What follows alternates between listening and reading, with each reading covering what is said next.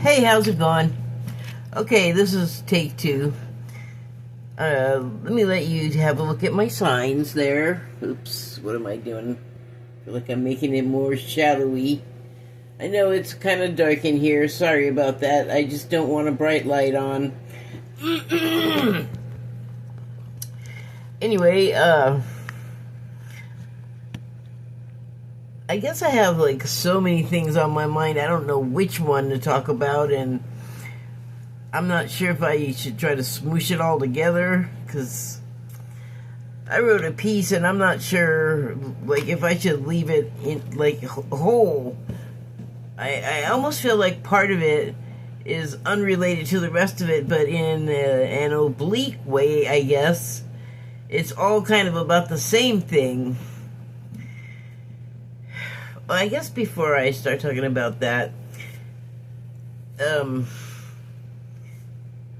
or I could talk about both things, kind of, like, because like I said, it's kind of all related, but I've been into like the whole Great Awakening thing and how, like, what's involved with helping with that if you're not, like,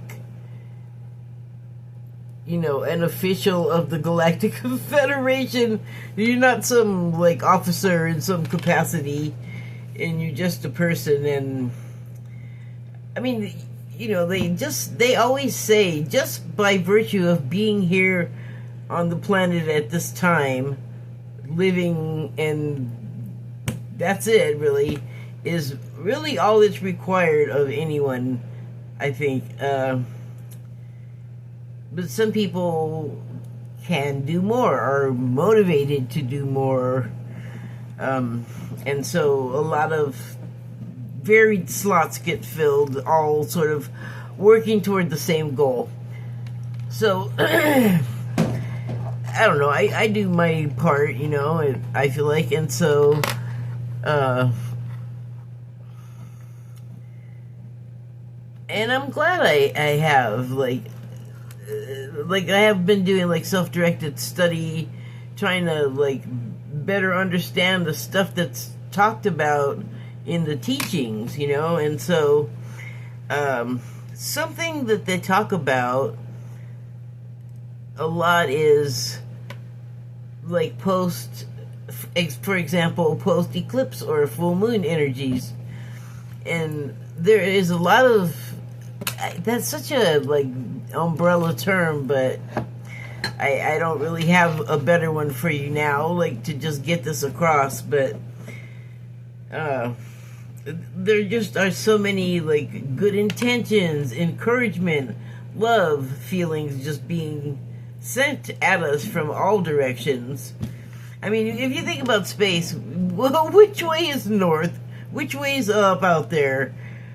You know, they're, like, coming from all directions, I guess. That is what is said. And, what is going to be the result of all of the energies in combination with now being the time that enough people want and intend for, you know, change in our world. And, like, a lot, like, it seems like every country has got some sort of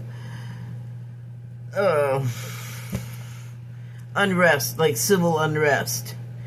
And when you got that many people in a like mind, that is powerful. So that's like all people, like people all around the world,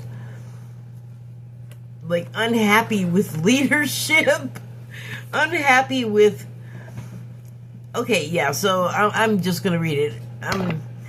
I have this piece that I wrote, and it, like I said, felt like, or I don't know if I said in this one, because this is take two, but it seems unrelated. But when you think about it, I guess, in terms of it all being part of, like, a mental exercise, even though some of it is, like, related from actual real life, and the rest of it is just, like, you know, what I've woven together from, like, my imaginings or my thoughts or, you know, whatever's happening there. But the common theme is us being able to, we people, getting activations from all of these energies that are coming in from all around. And they are making changes. They are unlocking or unleashing the junk DNA in our genes. So the things that have been suppressed are, they sound awesome. Like it's kind of the gambit of the psychic thing and the clairs and the empathy and all of that kind of ESP type stuff. That's supposed to be enhanced or, like engaged. It finally turns on, and because they're talking about, like, you should probably be ready for this, like you don't want to be unaware and then all of a sudden your ability to read minds kicks in. And if you're part of the Great Awakening movement, like if you want to be part of making that happen, then you understand a lot of what is going on as far as that's concerned. But it's a widely branching,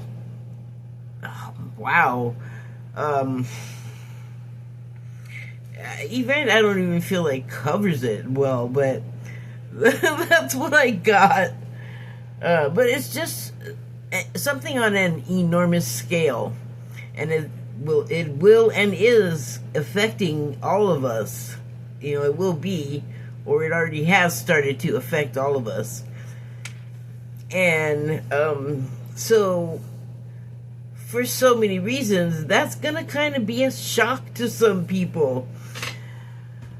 So, okay, I'm gonna just go ahead and read the piece that I wrote. Now that I told you how unsure I'm not unsure about the piece itself. It just, I don't know. Maybe a title will come to me as I'm reading. So, that's not page 1. Alright. I don't have a title yet. It was the craziest thing, because I'm unused to it. But I think my studies of energy, vibration, and consciousness are paying off. At around 8:30 this morning, this would be Sunday, I was at the supermarket to pick up the 3 C's: celery, cilantro, and chili. I got some other things, corn chips and a cruller, among others. Whenever I shop, the things I want and see in my head before I get to the store are invariably it's like every time the item I want will be out of reach from my position seated in my wheelchair. I roll into the produce section and there's cilantro. The more expensive organic cilantro is low, right at my level. An easy reach, anyway. The less spendy, where'd it go?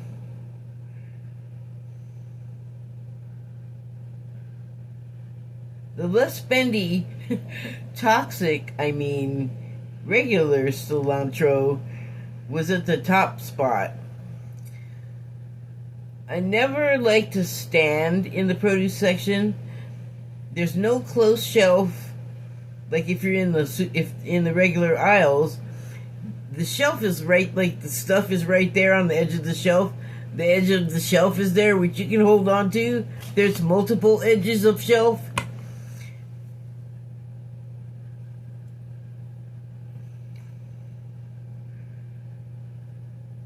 There's no closed shelf or edge of the refrigerated case to grab on.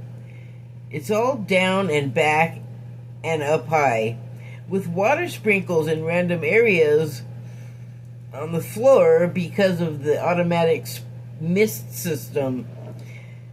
I hate that thing. Like, you totally have to wring out, like I always shake out my, it's always like celery or parsley or something, and you just gotta like shake the crap out of it to knock the water off it, and then usually there's paper towels, so I have to blot it, because they get it so wet sitting on the shelf getting sprayed all day, or sprayed for hours or whatever. You can't leave it in the bag for too long. I feel like, even though, like, from my house, the store is, I don't know, like the equivalent of 3 or 4 blocks. It's very close. But, you know, it's so wet, I always feel like by the time I get that short distance home with it in the plastic clammy bag, it's going to make it already, like, have accelerated decay. That's probably like a weirdo phobia of mine. But I don't know, it makes sense to me, because even if you put it in your refrigerator to store for however long, the wetter it is, the less time it's going to be around. I don't know, maybe it's just a personal thing and I've gotten completely off the subject. Let me dive back in. If I can find my place. Okay, yeah, I was talking about the case and the water on the floor, right? I usually avoid, I usually wait for help to come along. Today, I was considering my options and was stopped about 8 feet away from the case with the cilantro, and had just established no one was there in the produce section but me, except for me and the veggies. I turned back to the case with the cilantro and said to myself, I want that. And before I could move, a bunch fell from the cilantro shelf up top, like the inexpensive one or the less expensive one, and landed on top of some bell peppers on the lower part of the case, like of the same vegetable case, which is crazy because I was just in there like 3 or 4 days ago, and this might be like one of those weird synchronicities, but I was in there and I wasn't getting anything from that area. In fact, I think I was about to leave the section, and I just happened to turn around in time to see something fall off the shelf that day. And I don't remember what the particular item was. There's a whole wall of that. So, you know, I wasn't over there trying to grab anything. I just happened to turn when something fell. And it just occurred to me, like, it happened the same way the cilantro did. Like, it looked the same. I'm getting chills. Why is that a thing giving me chills? Isn't that, well, that's weird. Okay, let me move on. There's more weird cilantro talk, I think.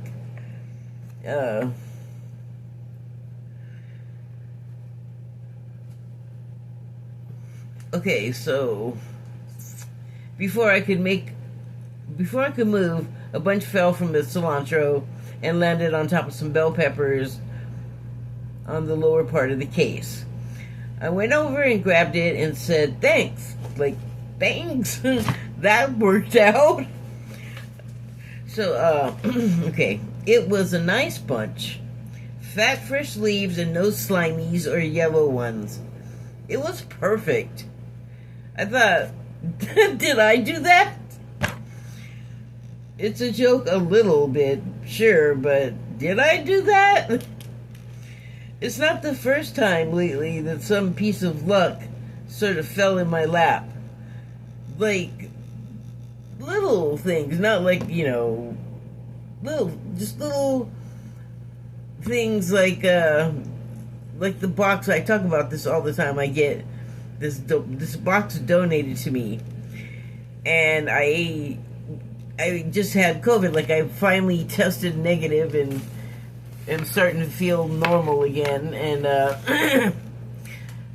I was here for 4 weeks, and I didn't have anyone to go to the store for me because they wouldn't let anybody come over here. When I say they, I mean my caregiver agency. And I'm lucky that I got it. I feel like I got a pretty mild case. It was like a flu, not even a bad one. But I knew I couldn't just go out around people all, covered with germs. So I just had to be eating what was here in the house, and everything started to run out, kind of. And I knew I had what I needed to make hummus, except for I didn't have any lemon juice or any kind of citrus. And then the next day, the donation box came in. This is what was in it. It's only enough if I make like a half a cup of hummus, or maybe 2 cups. But it's lemon juice. There were 4 of these in the last donation box. I just thought that was isn't that interesting? But with that box, it happens all the time. I don't know, like, what I'm harmonizing with and aligning with in regard to that box, but it's the weirdest thing. I will say, oh man, I need this thing to make whatever, and I don't have it, and it's usually like at that time of the month that you like everything's running out and it's almost payday, so like the selection of food is really lame. And then I'll be like, oh, but you know what? I have the ingredients to make this. All I need is blah, like one ingredient, and then that box will come the next day or 2 days later, and that ingredient will be in that box. It has happened so many times. It's insane. I should start wishing money comes in it. Okay, sidetracked again. Sorry. God, I wish I could see better. Okay, where was I?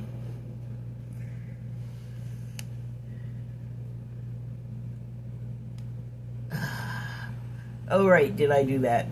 It's not the first time lately that some piece of luck sort of fell into my lap. How fun. I'm so grateful. I know the look might have looked sarcastic, but I'm trying to look at the camera and read, so I am sincerely grateful. And it is really fun. Are you kidding? The cilantro? It was almost like, oh, my guardian angel flew over and just plucked some out and set it down right at where I could reach it. I was like, thank you. Anyway, and I mentioned that stuff. I'm not showing off, okay? Or maybe I am a little, just because I'm like, wow. But the point is, these things are probably happening to you as well. Like, if you're here and you're listening to me talk about this stuff, either you just enjoy my nonsense or you also know what I'm talking about, and it's just, nice to hear somebody else saying that they're also experiencing like what's talked about in those GFL Galactic Federation of Light videos with the teachings in them and information that, well, about what's coming to pass, what is coming to pass. Like right now, presently, stuff is happening. Okay, let me move on. Okay, tuning in. Okay, God, stop saying that word or those 2 letters. I'm done saying those 2 letters. I'm reading again. Tuning into stuff is something I talk about a lot. Tuning into my cat when he's purring or out of sight somewhere outside. I know if I'm meditating, he'll come running to let me know he's here. He's come back. Completely knocking me out of my vibe. Other times it's when I'm thinking adult content. about my love. And the cat comes bursting into my bubble, breaking it with his presence. It doesn't even have to be adult, though. Oh, shoot. Oh, it doesn't have to be adult thoughts. Sometimes what I'm trying to do is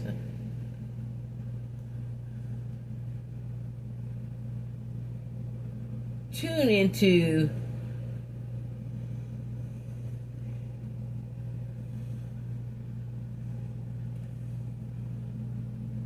what?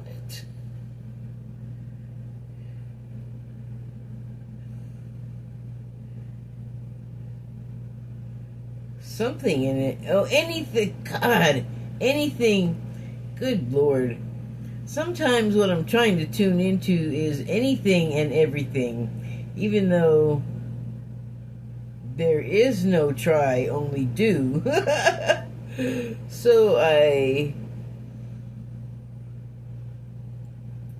put out feelers. It takes practice at the energy exchange to have an energetic conversation with my love. Sometimes I know we connect. Did you catch that line? It sounded kind of muttery. Sometimes I know we connect. The feel is so much like the seconds before the anesthesia takes you before surgery. That floaty, indescribable sensation where for the briefest time you can see everyone and everything, know all languages and maths. Comms with a previously unknown intelligence.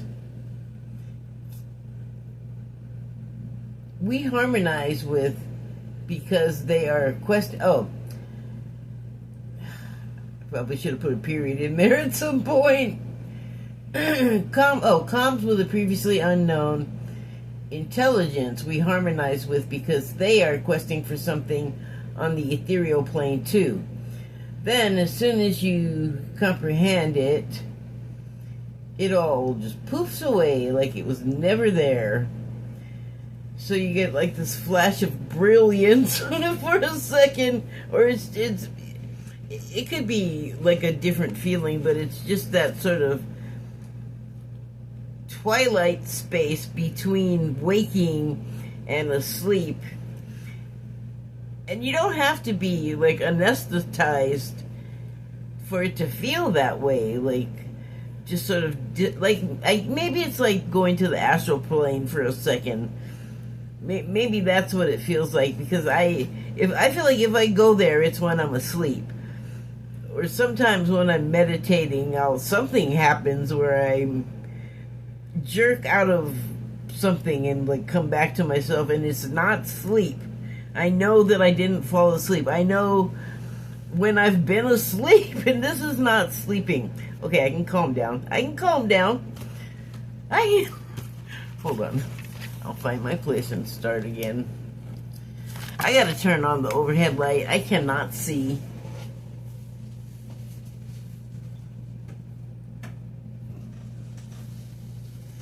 Well, that helped a lot. Okay. Well, maybe I can see a little better. Alright. So yeah, the anesthesia takes you before surgery, that weird floaty stuff.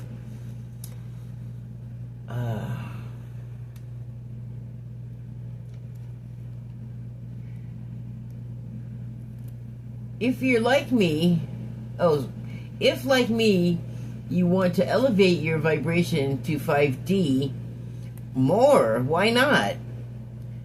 You may then also want to participate in doing so along with everyone else. No one is to be left behind. And so those of us not paying attention to things like I said in the previous paragraphs, no meditating, no manifesting, or any of that for them. They never heard of it. They very well may be unaware of any of that stuff, let alone leaving the dimension we were living in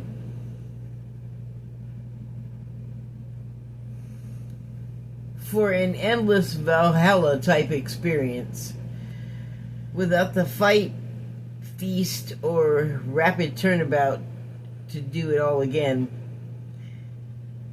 Well, actually, the fight was there, lots of it. We have had a seemingly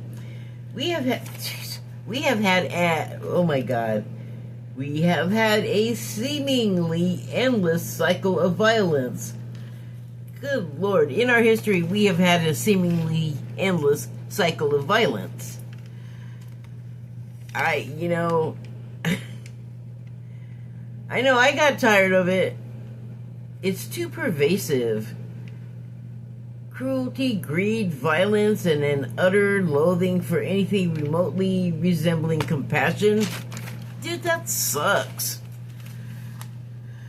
It's something to be, if you, what did I say? If you are remotely, if you show anything remotely resembling compassion, it's something to be mocked, at the least, to be mocked over at the least, and could end you up in a very hostile place. Okay, maybe I'm over-exaggerating, maybe I'm oversensitive, but people seem to be getting meaner. It's especially a letdown to see so many, so young, act like they're suffering the same indignities and perceived slights of much older people. People with a tendency to find blame for everyone but themselves for the string of failures and misfortune. For their string of it. No, this time it's personal. It's theirs. It's their own life, and they are the ones making all the decisions. They wouldn't be in whatever trouble they're in, that their life is in, if some decision they made hadn't placed them there.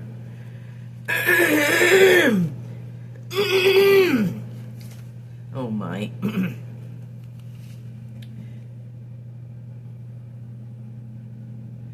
It's people like them, or fearful ones, whose lives are determined by fear. That's why they're fearful. I didn't write that very well.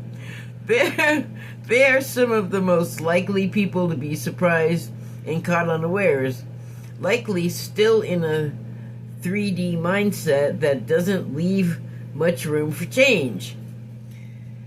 They may be in need of a calm person one day who's not fazed by the crumbling of the world these now cracking people. But it was everybody's world for thousands, millions of years. Like, it's not personal, not like that, I don't think. People who don't want to release their kung fu grip on the past, they need to see other people not losing it, other people to gently explain what's happening is the past giving way to the future. To fear losing their grip on what their life... What the heck? Hold on. To fear losing their grip on what their life was... Lose their grip on what their life that was... Oh man, that's bad. Yeah, to lose their grip on their life that is disintegrating in their fists. That is terrible. I thought I read this before so that I wouldn't run into this logjam of terrible sentencing, bad ratings. Anyway, isn't something normal? Isn't something normal that someone needs to show them. What?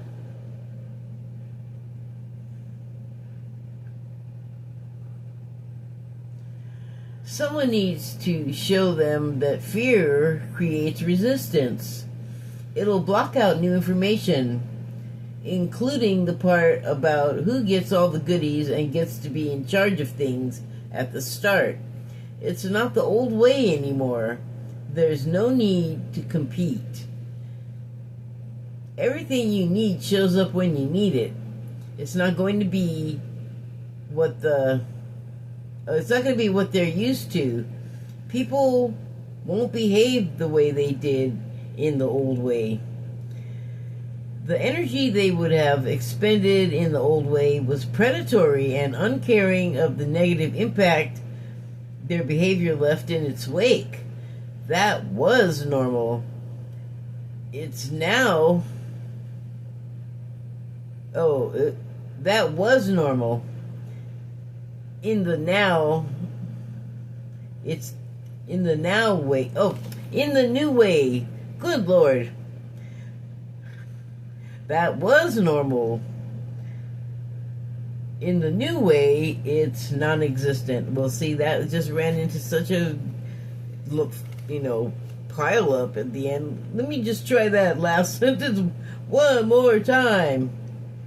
Or that last paragraph. What is moving over there? Nothing is moving. Okay. Might have new visual sensations, they're saying. The teachings in the video. Okay. It's not going to be what they're used to. People won't behave the way they did in the old way. The energy they would have expended in the old way was predatory and uncaring of the negative impact their behavior left in its wake. That was normal. In the new way, it's non-existent.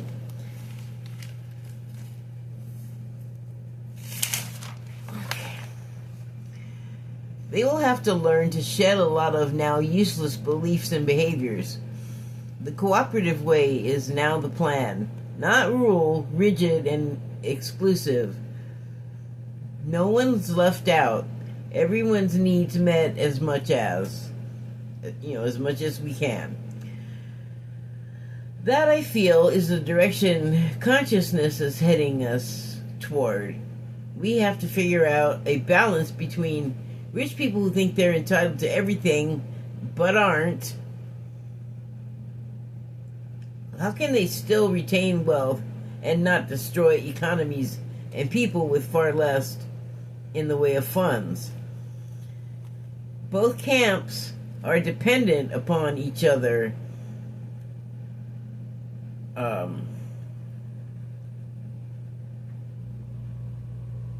About each other, and one knows it. The other doesn't feel like it's. The other feels like it's not their. It's not their problem. It is, though, in the sense that it's the shady financial practices, and measly morals that, in their disregard, everyone else suffers. Therein lies the problem. When they were simply rich, their lifestyle wasn't as destructive. Once people's worth started exceeding millions of dollars, they and their habits make their everyday corruption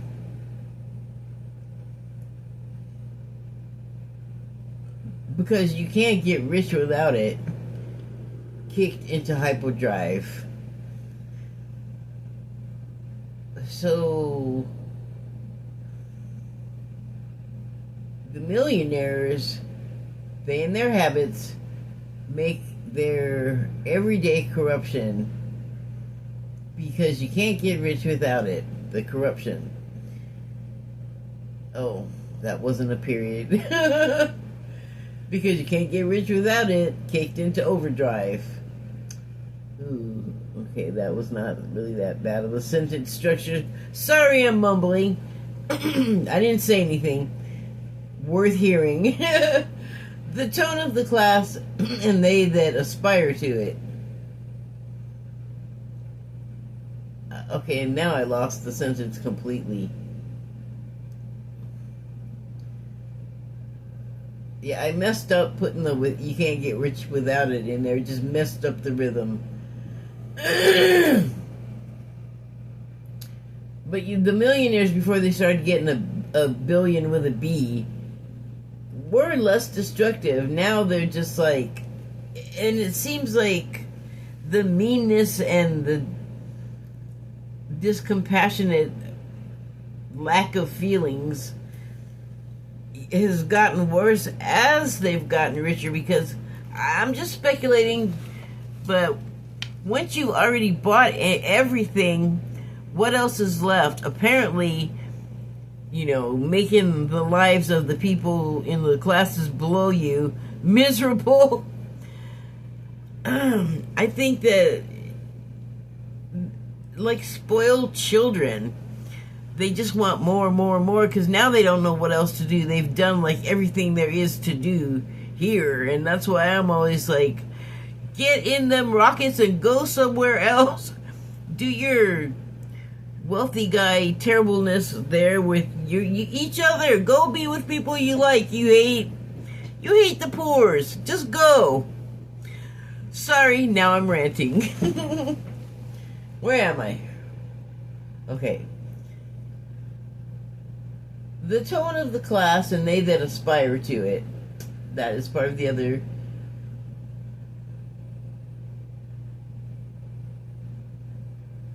Okay, let's try it without that sentence. Okay, so started exceeding millions of dollars. They and their habits make their everyday corruption. Without it, everyday corruption kicked into overdrive.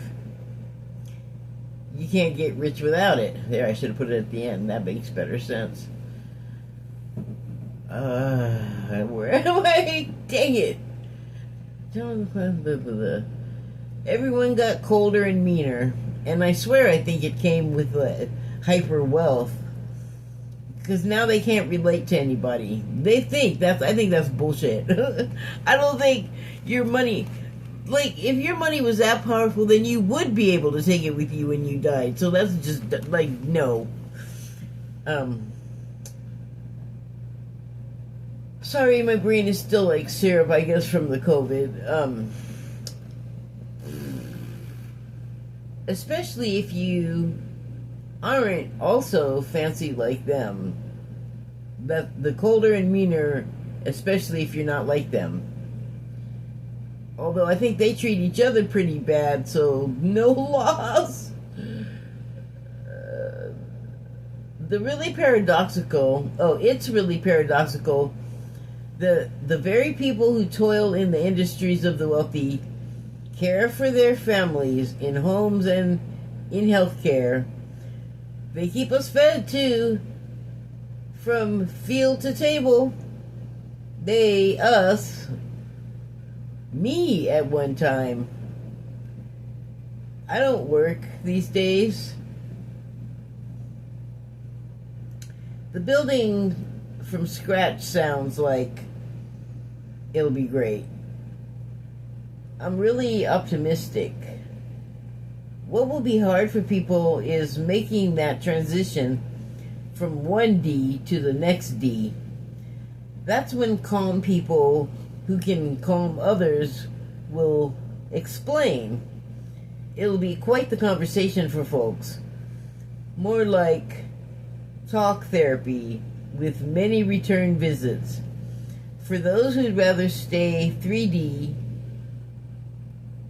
we'll have to learn to reconcile the change of scenery and get comfy in it, because the old way is rapidly becoming memory. Why couldn't I have read all of it that smoothly? Gosh darn it, I'll learn one of these days. What kind of time are we at? Okay. So I do have some cards. Let's see if I can just quickly boop through them. They're from the Gemstone Whispers. First card is Ruby. I keep getting this. This, does it say this on here? This reminds me of like a king's ring for some reason. And that's, why am I talking about that? Because I don't know if you can tell from that mangled essay I just read you, but it is talking about getting out of that king, peasant, rich people, poor, lifestyle ideology. Like, we're just trashing it because trickle down don't work. It's just baloney. And we find out and are finding out that these people that we kind of elevated above ourselves, or they elevated themselves, I don't know, somehow they got to be so rich and separate and insufferable. It's just like, God, you're just like other people, but go away. So the subtitle on this card is Infinity. Stop acting so small. You are the universe in ecstatic motion. Well, I suppose that's true, but you can be humble, You don't have to be an arrogant, I am royalty. You're just, I don't even know what those people think. Something negative. if they do. But come on, the royalties all, don't touch my skin. Okay, guys, shuffled this deck. Alright, it looks like I have all of the cards from my last reading. It's not. That's so weird. I shuffled it, I cut it. Okay. Fear. Or, sorry, Jade. This is Jade. I'm letting you look at it. And it says fear, that's the subtitle. And it says, becoming fearless isn't the point. That's impossible. It's learning how to control your fear and how to be free from it. So that made me think about like standing up to whatever you're fearful of, and just like not backing down and not running, and just being like, look, this is what it is. We got to do this. I have to face you, fear, whatever you happen to be in. We just got to like work through it like right now. The time for waiting is over. And for some reason, that whole little exchange made me think of someone that disregarded their fear and took something that was just this round stone, beautiful, no doubt, but they were able to pull, like, I feel like it's like you're pulling your fear out of the stone and shaping it into something that's beautiful and like, why are you reflecting like that? Something that's beautiful and proud and doesn't look like fear at all. Like, I think represents like the transition of the person from like, and maybe they're the fearful people that I was talking about in the essay that like need to, when I was in the essay talking about it, I think I was saying that they needed help from other people that are unbothered, like during what seems like all these crazy tower moments that are happening all at once, because that's kind of what is happening. But some of us are like pretty aware of what's happening, why it's happening, and like, since it's like a transition from like the 3D to the 5D, I think we could do more Ds. It seems like we're cycling so fast through the levels to get to 5D, and like there's all these like breaking news, and you can tell they're surprised. They have to keep coming and making reports, and it's just like, I think the volume of people waking up and they have like minds. They want to meditate for peace. They want to like do whatever they can to help animals, to help, like, everybody just wants to be in service of something more and more. And that is a combination of raising the consciousness level, and I think it raises the consciousness level.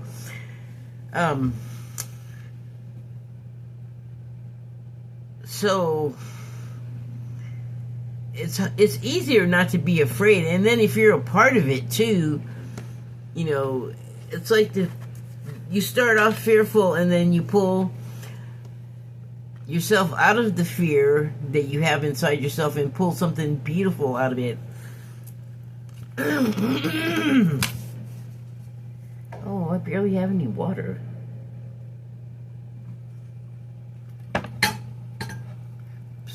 Okay. Pietersite. I don't know how to pronounce that any other way. Direction. I don't know where you're going. Oh, if you don't know where you're going, any road will take you there. So there's is this one whole stone, all of these colors? I don't even know. I'm like confused trying to pronounce the name there. There you go. You try to pronounce it. It's beautiful. But anyway, this if you don't know where you're going, any direction will take you there. That's like a great little maxim, because sometimes you end up in a place like maybe now, like what I was talking about in the essay, where there's people that are sort of clinging to the past and the good old days, and the past is like, I'm done. I'd served my time. And they're just kind of holding on to like water, or sand just falling between their fingers. I'm saying it's just kind of futile to try to hold on to it. Like, you pretty much can't. And so, I feel like it's a metaphor, because often when I've had breakups, I have felt like, wait, I thought it was so good, and it's just like dribbling away, like grabbing wisps of wind, like you don't have anything.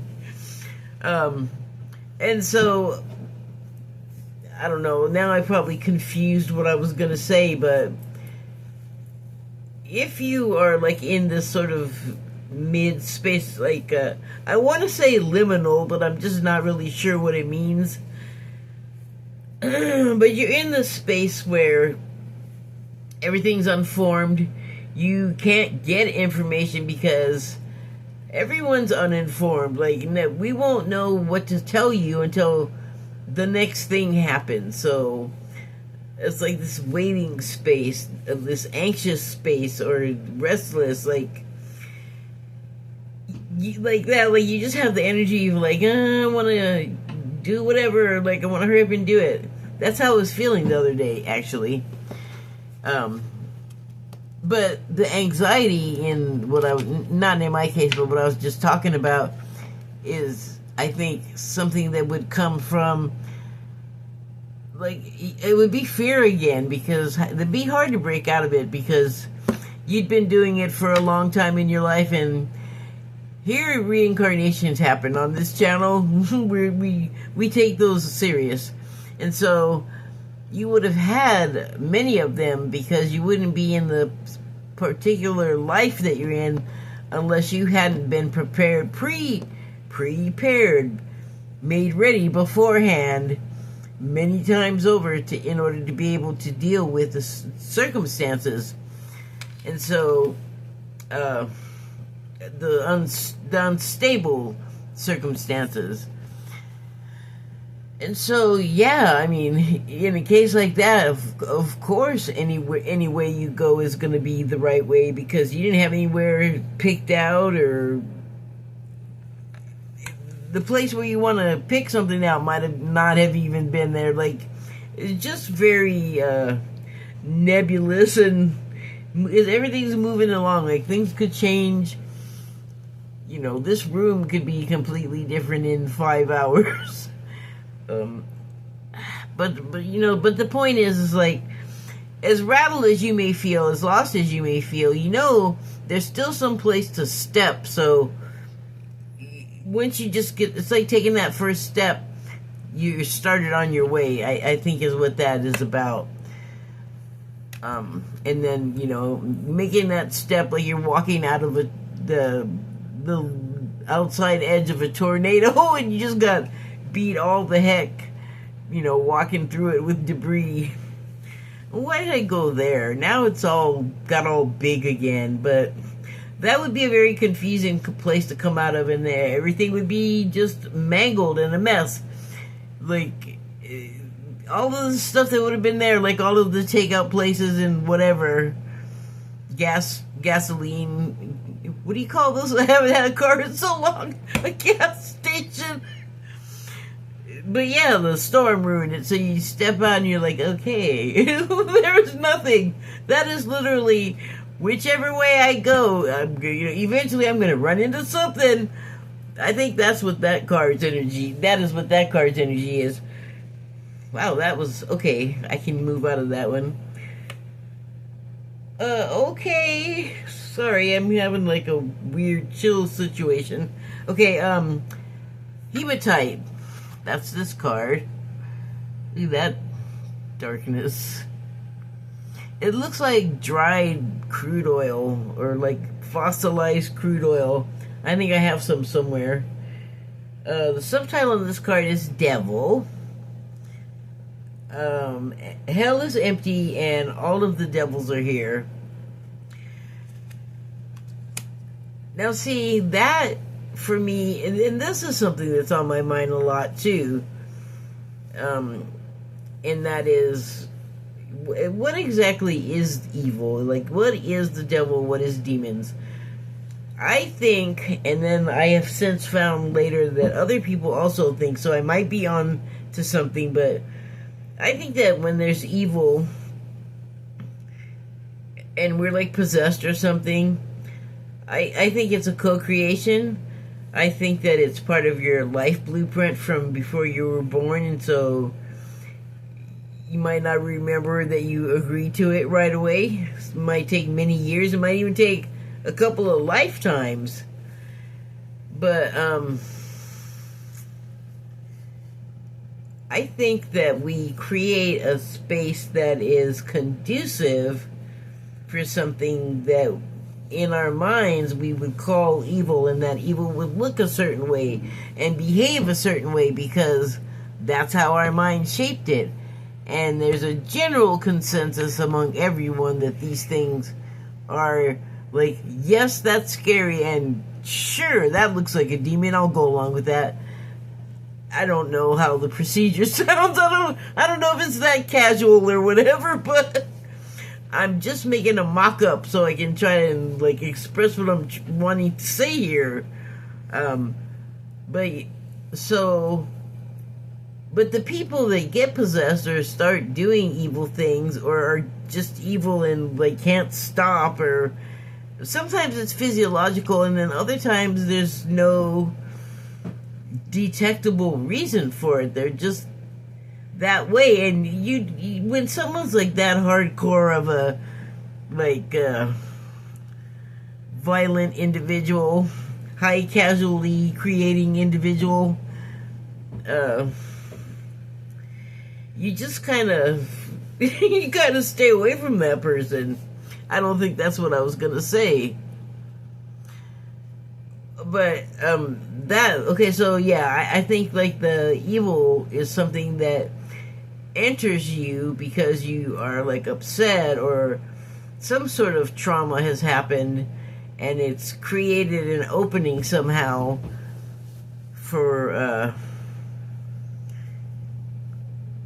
a negative entity to come in. I think they have like no trouble at all when they encounter us being able to just boop into our heads and find out what scares this person. Let me take it on. Wait, what does it look like? Wait, what does it sound like? What's it do? Like, they get it all from us, from in here. This is what I really believe. But which doesn't negate, like, visual disturbances. Like, if you see a demonic apparition and it does stuff, I'm not saying that it ain't there and that's not what you're seeing, but what I'm saying is maybe before it enters this realm, it just looks like a transparent blob of malleable stuff. You know what I mean? Like, they just take on whatever we give them because we're so wide open psychically, that I don't even think they really have to like jump us or anything. I think that we kind of are broadcasting all the time if we're sort of undisciplined, and some of us are not born with mediumship skills. Some of us are not just like whatever we are when we're born. That is a thing, but we're not all like, we don't all need, like, if you're just one person, you don't need like 9 servings of something. Well, I'm just floating away further and further. I should just wrap it up. I must be tired. Point is the devils and evil stuff, I think that like there are energies that enjoy scaring us, scaring other people, hurting people and damaging people and stuff, like whatever. It's just like people, like human people, like you got your bullies and you got your violent people and your whatever. They might even be the same thing, like when they get to the other side, like that's what they do. They go be like an imp or something, just waiting for an order to come down. Like, we need a demonic possession at this address. Show up.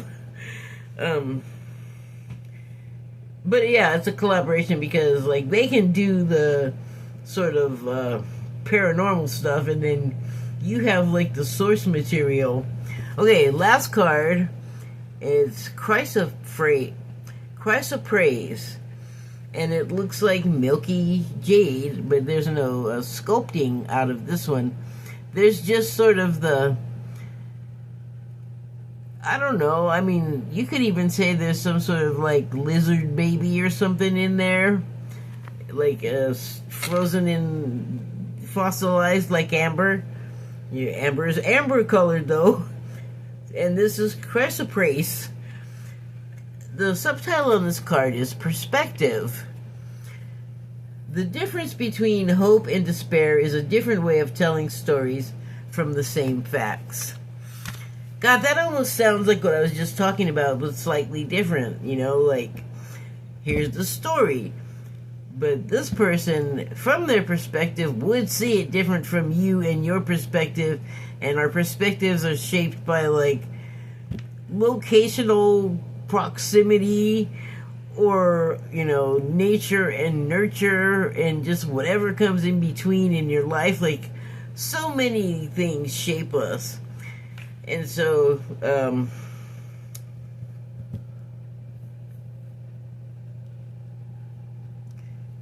you have the story, but it's going to be told differently by someone else. And that's like I was saying about the people with the fear have, whatever, like they might have a trauma, or they're depressed, or an injury that's serious. Something that like gives your psyche a serious jolt, and then you're not the same as you were, so maybe you're cracked, and then that stuff that's attractive to these entities that want your loosh, I guess, can like scent it, like whatever, taste it in the air with their long demon tongues. I don't know. But okay, so I'm not talking about demons now, but I feel like it's kind of the same principle. Like, there's the person, and then something comes along, and with or without your knowing consent, uses you to operate through, and that would be a possession. But then so like, the two sides of a story is not about possession, but you will take from the story what works with sort of your descriptive faculties. Like, you get the seed of the idea, and then whoever you are just goes with it, and you run it through your filters, and that ends up being your different perspective. But it's interesting that, like, I feel like there's you, and then something else is introduced to you, and then uses the you, like, against you, like taking your fears and embodying it in a way that is, I guess, even more scary than in your head. But again, no matter how terrifying that is and sounds, I think that is kind of like the way it works. Because of all this co-creating stuff and sort of way in advance of your life, even pre-planned. I mean, it's way advanced. It's way away from... Never mind. I think I need to stop. I am tired. Oh, I didn't want to go this long. Sorry to drone on and on forever. Thank you and good night.